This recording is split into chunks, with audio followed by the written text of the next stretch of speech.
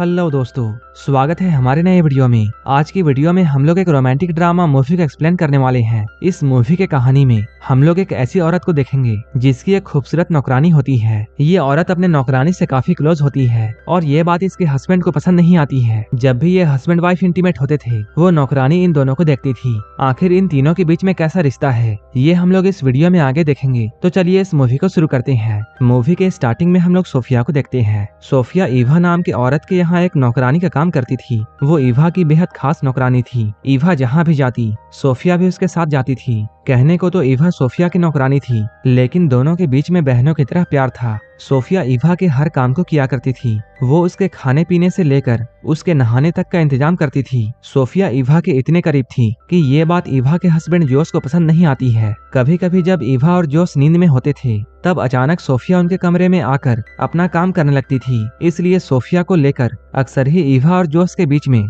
झगड़े होते थे। असल में बात यह थी कि कई सालों पहले ईवा का घर जल गया था। उस आग में ईवा की माँ और सोफिया के माता पिता की मौत हो गई थी, जबकि ईवा और सोफिया किसी तरह बच गए थे। इस हादसे के बाद सोफिया अनाथ हो चुकी थी, इसलिए ईवा के पिता ने सोफिया को गोद ले लिया और यहीं पर से ये दोनों बहनों की तरह रहने लगी। लेकिन सोफिया के माता पिता तो नौकर थे, इसलिए बड़ी होकर सोफिया भी घर के काम काज करने लगी। एक रात ईवा के पिता की तबीयत बहुत खराब हो जाती है और तब उन्होंने सोफिया से एक वादा लिया, चाहे कुछ भी हो जाए वो ईवा का साथ नहीं छोड़ेगी। एक दिन जब ईवा नहाने की तैयारी कर रही थी तभी सोफिया खास तरह की जड़ी बूटियां लाती है और उसे पानी में डालकर ईवा को नहलाने लगती है। लेकिन जिस तरीके से वो ईवा को छू रही थी ये देखकर जॉस को काफी बुरा लगता है। जॉस सोफिया से चिढ़ने लगा था, इसलिए वो सोफिया को अब बात बात पर डांटता है। इधर सोफिया अपने आप को खुश रखने की कोशिश करती। वो अपना ध्यान भटकाने के लिए तस्वीरों से भी बातें किया करती थी। ऐसे ही एक रात जब सोफिया अपने कमरे में जा रही थी तभी उसे ईवा के कमरे से आवाजें सुनाई देती हैं। वो यहाँ पर रुक जाती है।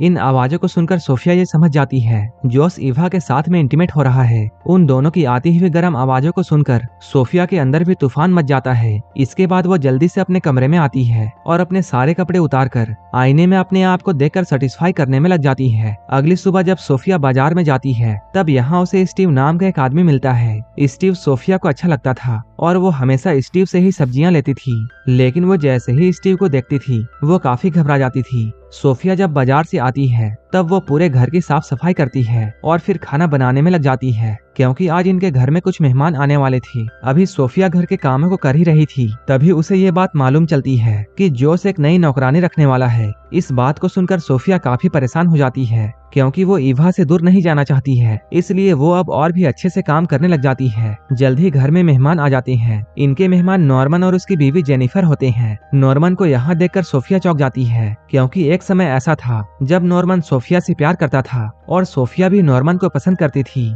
लेकिन ईवा ने उससे नॉर्मन को छीन लिया था। नॉर्मन के यहाँ आने से सोफिया घबरा जाती है और हड़बड़ी में गलतियां कर देती है, जिसे देखकर जॉस उस पर बहुत गुस्सा करता है और वो सबके सामने सोफिया को डांटता है। थोड़ी ही देर बाद मेहमान चले जाते हैं। अब जॉस और ईवा के बीच में हमेशा की तरह झगड़ा शुरू हो जाता है और आज भी इनके झगड़े की वजह सोफिया थी। रात में सोफिया जब अपने कमरे में थी तभी ईवा उसके पास आती है। ईवा उससे कुछ भी नहीं कहती है, बस चुपचाप उसके पास लेट जाती है। लेकिन सोफिया उसे देखकर ये समझ जाती है कि उसे अब इस घर से जाना होगा। अगले दिन जैसे ही सुबह होती है सोफिया अपना सामान लेकर जाने लगती है, लेकिन जॉस उसे रोकते हुए ये कहता है, मैं तुम्हें यहाँ से निकालना नहीं चाहता हूँ, मैं तो बस इतना चाहता हूँ कि तुम हर वक्त हमारे साथ मत रहो। जॉस के इशारे के वो समझ जाती है और वापस वो अपने काम में लग जाती है। इसके अगले दिन सोफिया नॉर्मन से मिलने के लिए जाती है। यहाँ ये दोनों बहुत सारी बातें करते हैं। नॉर्मन के पूछने पर सोफिया उससे कहती है, ईवा के पिता ने मुझे बाप का प्यार दिया था, लेकिन वही ईवा ने कई बार मुझे नीचा दिखाने की कोशिश की,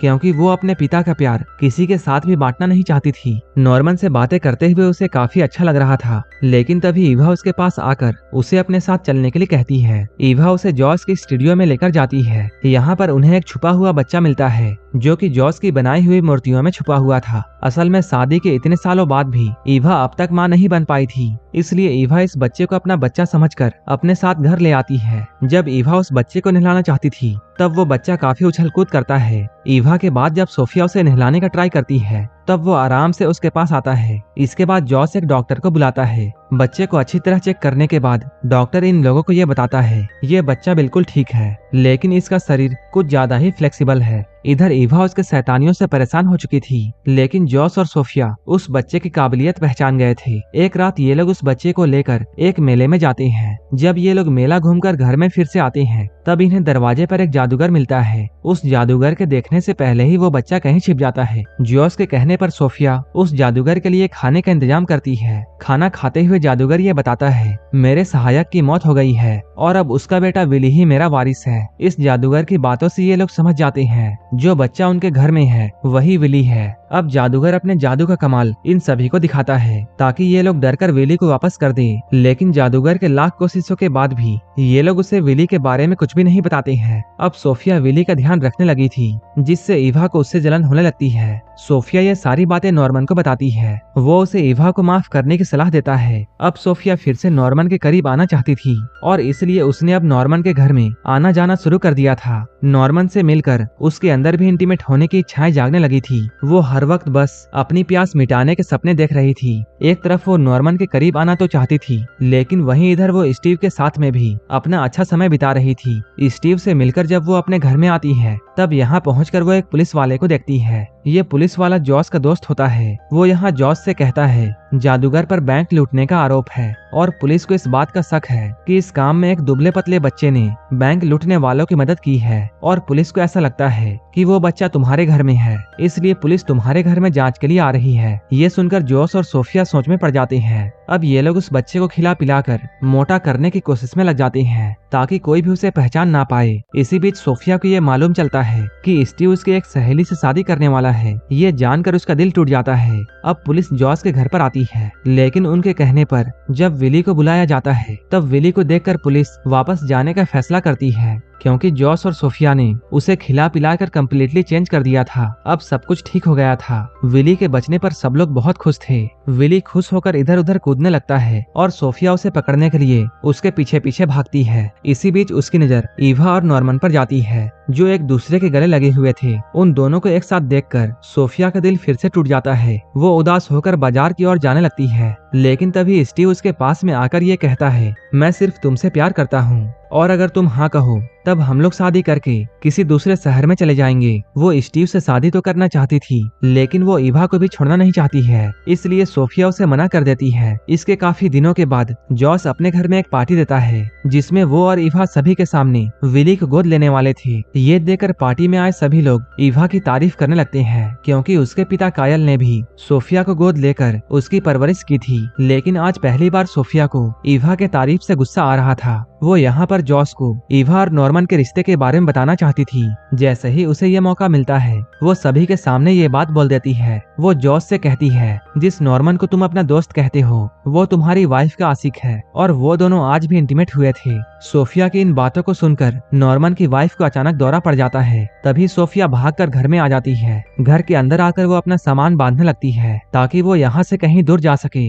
सोफिया को अब ऐसा लगने लगा था कि वो जिससे भी प्यार करती है, ईवा उसे उससे छीन लेती है। तभी ईवा भी यहाँ पर पहुँच जाती है। ईवा काफी गुस्से में होती है। वो सोफिया से कहती है मैं माँ बनने वाली हूँ, ये सब नॉर्मन के प्रार्थना की वजह से हुआ है और इसलिए मैंने खुश होकर उसे आज गले से लगाया था। ईवा के इन बातों को सुनकर सोफिया को ये एहसास होता है कि उससे बहुत बड़ी गलती हो गई है और ईवा ने कभी भी उसे नफरत नहीं की थी, बल्कि ये सब तो सिर्फ उसका वहम था। जल्द ही इन दोनों के बीच की गलत फहमियां दूर हो जाती हैं, लेकिन तभी उन्हें यह पता चलता है कि घर में आग लग गई है। सोफिया इसके लिए खुद को जिम्मेदार मानती है, लेकिन जल्द ही वो खुद को संभालते हुए अपनी और ईवा की जान बचाती है। आखिर में ईवा के कहने पर सोफिया स्टीव से शादी कर लेती है और अब दोनों अपने परिवार के साथ में खुशी खुशी रहने लगते हैं और यहीं पर ये मूवी